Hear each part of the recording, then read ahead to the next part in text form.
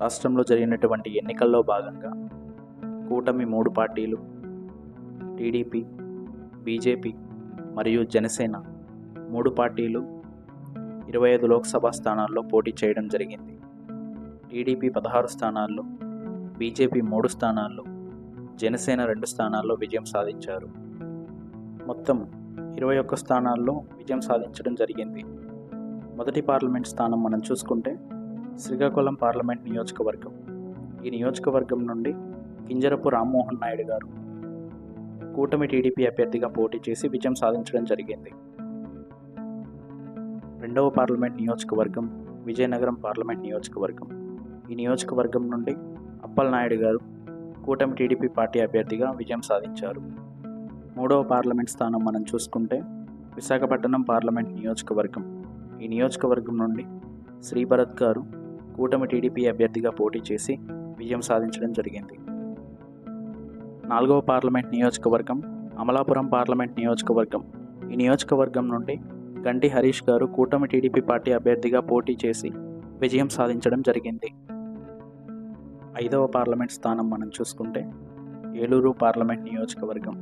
ఈ నియోజకవర్గం నుండి పుట్టా మహేష్ గారు కూటమి టీడీపీ అభ్యర్థిగా పోటీ చేసి విజయం సాధించడం జరిగింది.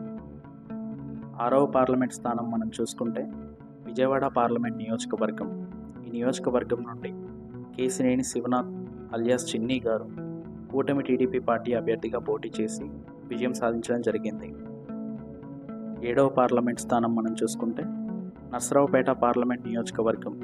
ఈ నియోజకవర్గం నుండి లావు కృష్ణదేవరాయలు గారు కూటమి టీడీపీ అభ్యర్థిగా పోటీ చేసి విజయం సాధించడం జరిగింది. ఎనిమిదవ పార్లమెంట్ స్థానం మనం చూసుకుంటే గుంటూరు పార్లమెంట్ నియోజకవర్గం. ఈ నియోజకవర్గం నుండి పెమ్మసాని చంద్రశేఖర్ గారు కూటమి టీడీపీ పార్టీ అభ్యర్థిగా పోటీ చేసి విజయం సాధించడం జరిగింది. తొమ్మిదవ పార్లమెంట్ స్థానం మనం చూసుకుంటే బాపట్ల పార్లమెంట్ నియోజకవర్గం. ఈ నియోజకవర్గం నుండి కృష్ణప్రసాద్ గారు కూటమి టీడీపీ అభ్యర్థిగా పోటీ చేసి విజయం సాధించడం జరిగింది. 10వ పార్లమెంట్ ఒంగోలు పార్లమెంట్ నియోజకవర్గం. ఈ నియోజకవర్గం నుండి మాగుంట శ్రీనివాసులు రెడ్డి గారు కూటమి టీడీపీ పార్టీ అభ్యర్థిగా పోటీ చేసి విజయం సాధించడం జరిగింది.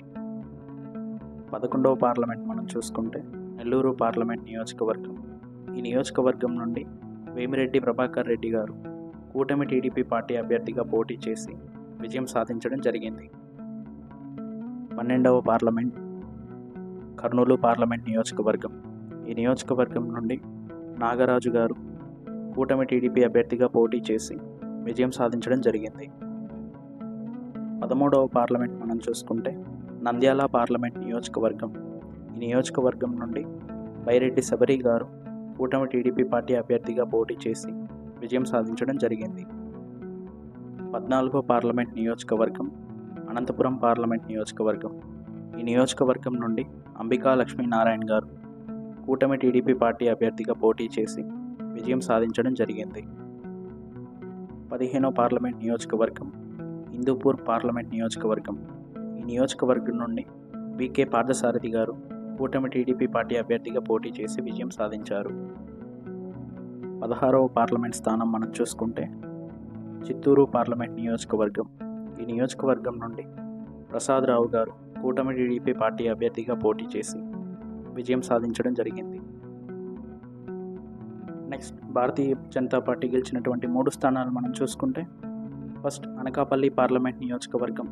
ఈ నియోజకవర్గం నుండి సీఎం రమేష్ గారు కూటమి భారతీయ జనతా పార్టీ అభ్యర్థిగా పోటీ చేసి విజయం సాధించడం జరిగింది. నెక్స్ట్ రెండవ స్థానం రాజమండ్రి పార్లమెంట్ నియోజకవర్గం.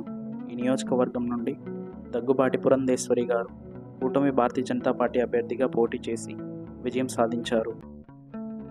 నెక్స్ట్ మూడవ నియోజకవర్గం నర్సాపూర్ పార్లమెంట్ నియోజకవర్గం. ఈ నియోజకవర్గం నుండి శ్రీనివాస్ వర్మ గారు కూటమి భారతీయ జనతా పార్టీ అభ్యర్థిగా పోటీ చేసి విజయం సాధించడం జరిగింది. నెక్స్ట్ జనసేన పార్టీ గెలిచినటువంటి 2 స్థానాలు మనం చూసుకుంటే మొదటిగా మచిలీపట్నం పార్లమెంట్ నియోజకవర్గం.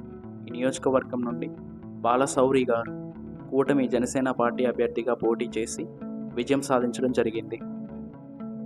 నెక్స్ట్ రెండో పార్లమెంట్ స్థానం మనం చూసుకుంటే కాకినాడ పార్లమెంట్ నియోజకవర్గం. ఈ నియోజకవర్గం నుండి తంగెళ్ళ ఉదయ్ శ్రీనివాస్ గారు కూటమి జనసేన పార్టీ అభ్యర్థిగా పోటీ చేసి విజయం సాధించడం జరిగింది. ఇవి కూటమి 3 పార్టీలు విజయం సాధించినటువంటి 21 లోక్సభ స్థానాలు. Thank you.